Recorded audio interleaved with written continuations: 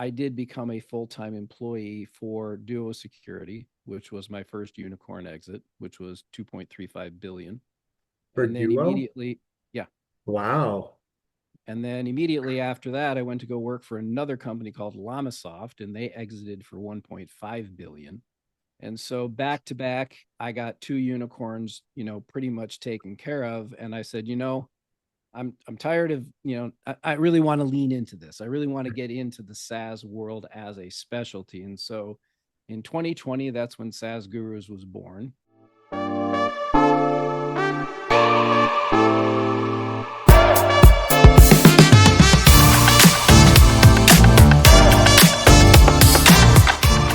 Welcome to the podcast. Today we have joining us Anthony Nitzos. And Anthony is the founder and lead guru of the company SaaS Gurus. He is a two-time unicorn exit champion and has very high praise from his clients that he's worked with in the past. Anthony, let's hear from you about how you got into this role and the bigger picture at SaaS Gurus. So how I got into this role was, I guess I like to say I have a very checkered past. My career originally started in human medicine, believe it or not. I was in medical school way back when I decided that I did not want to be a doctor, that was just not my calling, for various many reasons at that time. And so decided, okay, what do you do with yourself when you drop out of medical school, you have a degree in biomedical science? What do you do with it? Well, I lived in Michigan and I came out of medicine and I used from the University of Michigan. So I decided manufacturing started with M. So maybe that's where I should go. So it really was like that. I needed a job. And what I found when I went into manufacturing was that a lot of the stuff that I had learned to be a doctor actually applied to companies just as easily as it does to human beings. I mean, you think about the word corporation, it means body. And when you look at a corporation and what it does, you have an executive that's leading it. That's kind of like the brain. And you've got cash flow, which is kind of like blood flow. And you've got departments, which are like organs. And so in the manufacturing setting in particular, things could go wrong in the supply chain. They could go wrong in any of a number of places. So I found a calling there where I became, first I was a materials handler. I was, basically in charge of material handling and purchasing, and ultimately became a process re-engineer because I was able to figure out where things would go wrong, either in the assembly line or the delivery or the production, be able to diagnose that problem, if you will, and then come up with a solution that actually permanently fixed it. So that's really where I kind of made the transition from medicine into business, was looking at corporations saying, hey, you know what? They're a bunch of interrelated systems. When they're working in harmony, the company is healthy. When they're not, it isn't. You need to don't treat symptoms. You need to actually cure the problem. And so did that for a number of years and then made the transition into, at the time, was ERP systems. So this was right around the time, I don't know if you remember your history or not, but we called it Y2K at the time, where everybody thought their inherent code that they had been using to run their business was going to blow up when the year 2000 came along. Yep. And so everybody and their brother was out there buying SAP and BON and MFG Pro and all the ERP systems that existed at that time, and trying to get those in as fast as possible so that when the year 2000 came around, their operations didn't stop. So it was really the heyday for ERP implementations, at least the on-premise type. You'd have to buy millions of dollars of equipment, and then you'd have to load up the software, then you'd have to configure it, then change business processes. So it was a very easy transition for me to make into the ERP world, which actually broadened things even further because now we're dealing with IT and how it can enable and improve efficiencies in organizations and bring it together in a coherent whole. Whereas before you had all these silo processes. You might have an MRP system, you might have an accounting system, you might have a purchasing system, you might have a delivery system, right? All these separate systems and a bunch of people sitting in between trying to get them to work with each other. Whereas ERP offered the opportunity to unify it. And from a process standpoint, that makes a lot of sense. And so did that for a number of years. And then, of course, the year 2000 came along and everybody stopped buying ERP systems because by that point, you either had your ERP system in place or your code blew up, which never really happened.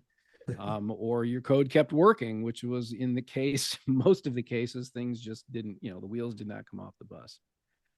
But, there wasn't enough business to keep the practice going. And so, they let a bunch of us go. And I made the transition at that point into my very first accounting job, which was a controller for a Japanese company that had just purchased an American operation here in Michigan. And they were growing very rapidly. They had contracts that would basically 10x their revenue inside of the next 3 years. And they needed somebody to come in and basically set up all of the systems in order to help them scale. So that was my first real exposure to a rapidly scaling operation, and how do you create the infrastructure in the back office, the finance, the accounting, the HR, all the stuff, the manufacturing, reporting, all of it. And so that's what I did with my team. And I was given a mission that said, okay, the number of people that you have on staff right now, those are the only people you get to keep after we're 10 times the size we are right now, because in manufacturing, keeping your G&A costs as low as possible was, part of your success. And so I did that for a number of years, and I got to the point where it was like I had it all dialed in. I literally had nothing to do because we had the systems so automated that I did still have the same staff that I had at the beginning. And we were actually trying to figure out what to do on some days because we didn't have any real work, because everything was happening in an automated fashion. All the, all the flow of financial information, manufacturing information, all the stuff was coming in, because we had designed the systems to be so robust and automated. So I was bored, and I began looking around saying, okay, what's next for me? And accounting, at that point, I had my certified management accounting, certification. I'd had basically completed my master's degree in accounting. So I knew the accounting field really well. And I knew, the IT and the manufacturing piece. But I really thought about it, and I said, software is really kind of where the future is for, pretty much everything, right? I mean, and we know that today, right? Software is really kind of omnipresent in our world, especially with AI coming on. But back then, we're talking, 15, 20 years ago, it was pretty apparent that software was the wave of the future. And finance sounded a lot more interesting to me than accounting. Accounting is very much looking towards the past, keeping in mind, looking at what's happened and measuring it, right? That's by its nature, that's what accounting is. And I've always been kind of a forward looking person. I'm always looking, like science fiction fanatic since I was a kid, and, always looking towards the future. And I'm like, from a career standpoint, I'm at a dead end. I really can't do much more in accounting. I'm a controller of a company that grew 10 times. I set up all the systems. I basically have a day a week of work, of real work. The other 4 or 5 days, I'm sitting there wandering the factory floor talking to people because I didn't have anything else to do. So I took a real leap of faith. I quit my job. I rented my house. And I went overseas to Scotland, to the University of St. Andrews, which is relatively famous for a number of reasons, but they're also a really good finance college. And I picked up my master's degree in finance while I was there. I came back to the United States and partnered up with a guy who was basically doing fractional controller and CFO and other part-time work for a number of different companies and needed a partner. And so that's how I really began my career as a solo, as an entrepreneur at that point. And right around 2007, one of our clients, a client came to us, and it was this company that was doing software as a subscription, SaaS. We'd never heard that term before. We'd never seen that before. And it was a really interesting business model. You weren't going to download software onto a computer. You were going to rent it, and you were going to pay a rental fee each month for it. And from a finance perspective, this is really a great business model. We thought it's like, instead you have this perpetual revenue stream, whereas opposed to, back then you'd download your Word or your Excel or whatnot, you'd pay a one-time fee for it and then you owned it. Maybe you'd pay for the upgrade later, or maybe you'd choose you wouldn't. But in this case, the revenue would be ever fresh. And so, this, what we called at the time, annuitized revenue stream, we thought would be really the wave of the future. And that's really exactly what happened. So over the years, until about, fast forward to about 2015 or so, where I did become a full-time employee for Duo Security, which was my first unicorn exit, which was 2.35 billion. For And then Duo? immediately, yeah. Wow. And then immediately after that, I went to go work for another company called Llamasoft, and they exited for 1.5 billion. And so back to back, I got two unicorns, pretty much taken care of. And I said, I'm tired of, I really want to lean into this. I really want to get into the SaaS world as a specialty. And so in 2020, that's when SaaS Gurus was born. Also at the same time, I had COVID and everybody else in the world did too soon after. But that's really where the genesis became. It's like medical school to manufacturing to ERP to controllership to finance. And so I come at these clients with a very different mindset. I'm not a finance person from the beginning. I'm a doctor, ultimately. I was being trained to do that. And so what we do is we come in and we pretty much cure our patients. When a client comes to us, they have symptoms, they have problems, and our entire approach is continuous improvement. Thank you, Japanese controller. It's root cause and corrective analysis. Thank you, manufacturing. And it's systems integration. Thank you, medicine. And putting those all together and then adding on top of it all of the experience in SaaS, what you need to measure, what you need to look at, how you need to report yourself, and more important, how do you manage your cash flow? Because in any business, whether it's SaaS or manufacturing or retail or services, doesn't matter. If you don't have a very clear picture of where your cash flow is going, you run the very real risk of running out of it and your business dies. Because as a very very wise professor of mine once says, you can't spend net income, you can only spend cash. And so it doesn't really matter what your net income is in the short run. If you don't have enough cash in the bank account to run your company, then you're dead. And so we do a lot of work with our clients. Most of my conversations with my clients, I would say easily 80 to 90% of it is over that all important cash forecast. If you're venture backed, you have a runway where your cash is going to run out because you're using that venture capital in order to build your sales top line growth, and you're going to be burning cash to get there. If you're a bootstrapper, you need to know where your cash is so that you know what working capital you have available to invest back in the business.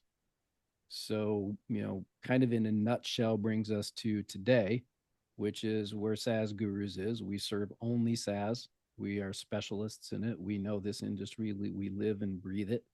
And we spend a lot of our times getting our clients to the point where they know exactly what their numbers are. They know what their retention numbers are. They know what their CAC number is. They know what their gross margin is. There's no guesswork.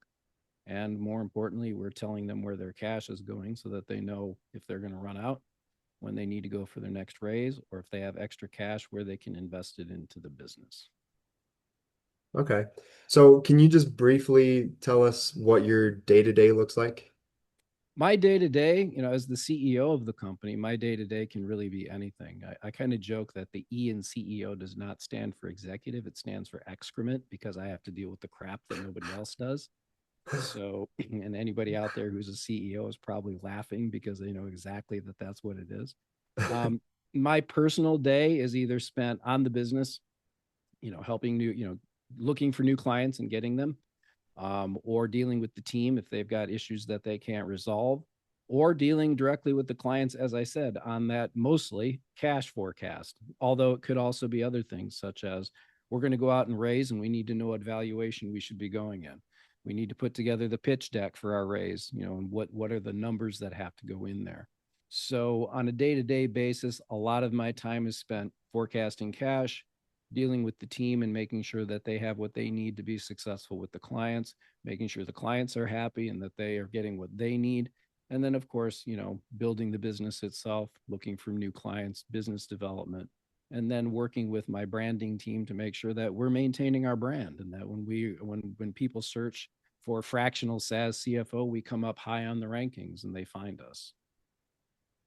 It's awesome. So you have all those systems built with your team and they just manage the items that you set up for them based on what you see in the company with all that years and years of experience. Mm-hmm. Okay. I mean, we have a very standard process that all of our clients go through when we onboard them. That's a process that I've developed over the years. Going back again to those, all the prior training and experience that I have, is standardization of processes is key to success. Making sure we stay in our wheelhouse. We don't really take on clients that aren't software companies because we don't really want to be drawn off of the specialty that we've created. So, in a lot of cases, if we bring in a new employee or if we bring in a new contractor, they're being plugged into an already existing system. They're not coming in and having to help figure things out because our clients, they pay us to execute, they don't pay us to experiment. Yeah. So, with money being tight, we need to be as efficient as possible with our time so that when we're billing our clients, we're billing them for truly value added stuff that they really need and not stuff that, can be automated, done by AI or, is wasted effort because we've made a mistake. So we build a lot of processes to make sure that they're error proof. And your clients praise you for that as well. I've seen that one of them praised for how quickly, within a week, you had already proven results. So that's awesome. Yeah, it's exactly it. I mean, I had a client come to me out of the blue as a reference, said that, she couldn't get a budget. She had a meeting coming up with the executive committee here, the board of directors, and, realized that, she had been brought in to turn the company around. She couldn't put together a budget. The outside CPA firm was dragging their feet. And, we were able to put one together for her in 72 hours. That was realistic, right? It Yeah. was hard, it was hard. It took a lot of focused meetings and getting it done, but again, if you have a proven process, and I say this to everybody who's listening, who is a business person and trying to run a business, you need a process, you need a standardization so that you're not fumbling when somebody comes to you. Anybody can do Yep. business when it's easy. When it's hard, that really sets you apart from your competition. When you're able to deliver when nobody else can, there's no feeling like, I tell you that right now, there's no feeling like that in the world where, hey, everybody else has failed at this, but you succeeded. That tells that's a great validation for your business model, for what you do as a company. And, I'm a services provider. I don't provide software myself, I serve software. Yeah. But being able to serve our clients, being able to anticipate their questions before they ask them and have the answers ready, that's really the key to our success. So over the years, you've definitely seen shifts and you've kind of followed those shifts and trends. What major shifts are you seeing in your industry right now? I mean, the clearest one is AI, right? The solutions that are coming now, in terms of the clients that come to us, they're coming to us, their software is an AI solution. So that is a really huge change. We pretty much every new client that comes in our door now is coming in with an AI solution, really, literally, Yeah. because the software industry is moving rapidly and has moved rapidly to embrace that. Myself, I'm using AI tools and I'm incorporating AI in my business because it makes us much more productive, right? And so we can serve more clients effectively. Again, taking a lot of the drudge work out of the way, taking a lot of the rote, repetitive tasks and giving those to a software that can do that for us. Those are huge time savers and they're cost savers because ultimately, in the end, if we don't have to charge our clients for our time, that makes us even more valuable and more effective to them. Going back to the days of, if somebody gives you a $5 million check to grow your business, they don't want a million of it going to your G&A function, right? They want it to go into product development. They want it to go into revenue growth and sales growth. They want you to be as efficient as possible in your back office. We're kind of a back office in a box, right? Whether it's HR, whether it's payroll, bookkeeping, financial planning, the CFO, we're plug and play as needed. But we need to make sure that, we're always being as efficient with our time as possible and that the systems that we're putting together for our clients are scalable so that they don't have to be, ripped out and redone. I go in by the with the method that, okay, you have X transactions right now that the system is handling, add a zero to that, does the system break? Add another zero to that, does the system break? We try to create systems that you can add two zeros to the transaction volume and the system is still going to operate. Yeah. So how has that trend of shifting towards AI impacted your business or your growth strategy? It really hasn't. In the end, SaaS is SaaS, right? Whether you're providing an AI solution or you're providing a non-AI solution, you're still providing a software as a subscription. And so in terms of, who our ideal client is and, who our target segment is, it really hasn't changed that. And it really hasn't changed our business process because again, in the end, they're selling a subscription for software. It doesn't really matter what the software does. Okay. It's still software. What I'm seeing more of is what's called the hybrid model, where in addition to the subscription, there are also transaction fees that go along with it, usage fees. That's becoming more and more common. But again, doesn't really affect what we do. It affects valuations. It certainly affects reporting. But again, we kind of modify what we already have put into place to accommodate that. We're not having to make any major changes to what we do. Okay. So what's working really well for you right now, and what's maybe a little bit frustrating for you in your business? I think probably for me, the biggest frustration is, sometimes we're so busy that we can't get to our clients as quickly as we like to.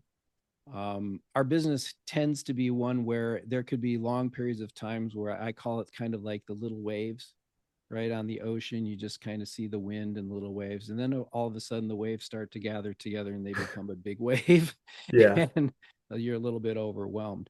But we really, I would say I'm lucky in that we've designed our systems and processes well enough where we're not really running into any serious problems or frustrations. I think if there's anything, it's like, how do we grow in a controlled manner so that we don't sacrifice quality? That is a really great problem to have because we have plenty of growth opportunities on the top line in terms of new clients. But making sure that each new client that we bring on board is treated just like the prior clients, that there's no sacrifice in either attention or in quality of output or whatever, metric we choose to use internally to measure our own success. Well, that's a great point. So do you know which metrics you're most focused on improving? The metrics that I'm most focused on improving is, believe it or not, reducing the amount of the invoices that we have to charge our individual clients, because to me that tells us we're becoming more efficient. And by becoming more efficient and keeping our gross margin, which is always no matter what industry you're in, gross margin should be one of your top numbers that you keep, that you pay attention to. Keeping your gross margins healthy and being more efficient with your time is really key to any services company, right? Your clients want you to be as efficient as possible with your time, which means, the amount of money that you're charging them is worth it. And so, always constantly keeping in the back of my mind, is what we're doing worth it to our clients? Are we really exceeding their expectations? I don't really measure it so much in terms of, looking at the longevity of our clients, but, sometimes that's out of our control because if their software, if their product market fit isn't there, if their go to market strategy isn't really clicking, then they're going to fail.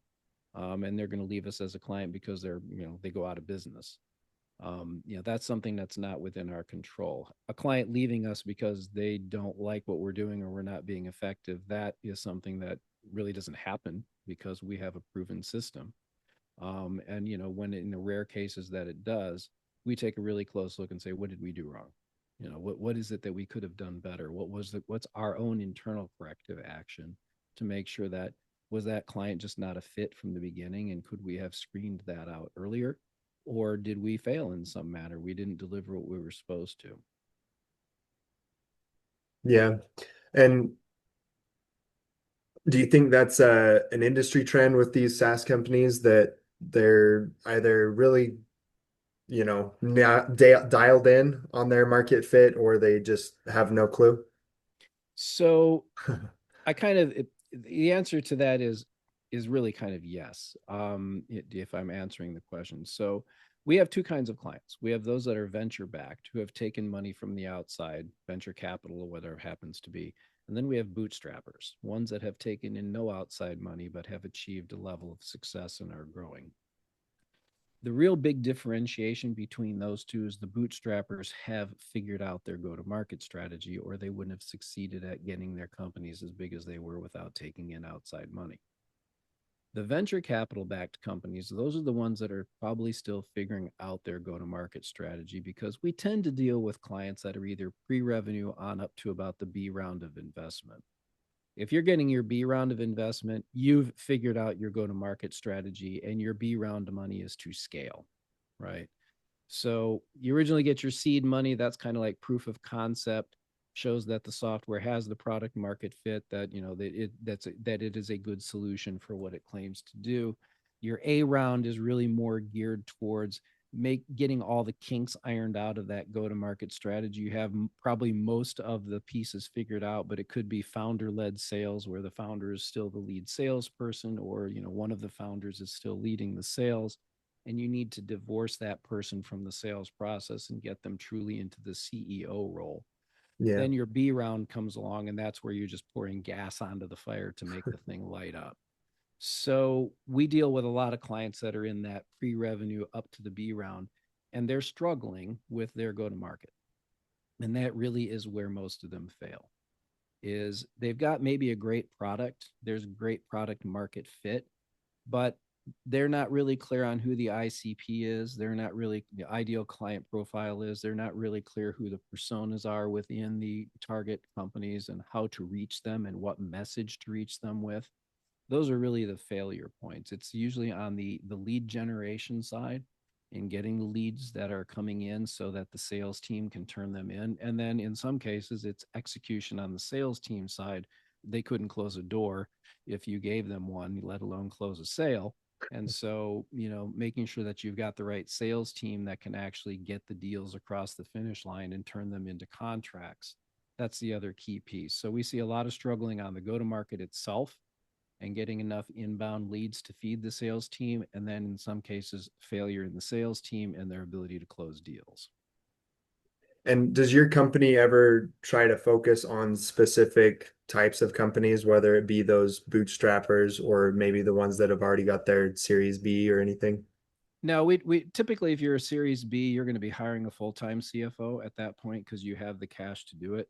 So that's the graduation in our business. It's like, okay, you're now, you don't need us anymore. We've taken you as far as we can on the fractional side. You now need a full timer indoors to do this. But we also pride ourselves on being able to give that CFO, when they come in, all the systems are there. They don't have to do any cleanup. They don't have to do any reconfiguration. They can hit the ground running and be as effective on day one as they are on day 100, because they have all the tools at their disposal that we have set up for them. Because I know what it's like to be a full-time CFO, right? I've done it a few times. I know what I'm looking for, and I know what I want to have if I walk into a CFO role. These are the things that I'm going to want to have. I don't want to be spending a lot of my time in the first 90 days having to redo things because they weren't done right. That's what our team does. We fix it all ahead of time. And then, as long as we're there on a fractional basis, we're continuing to support the client. But at some point, ideally, we want them to grow to the point where they can hire a full-time CFO. He or she steps in and takes over what we've created.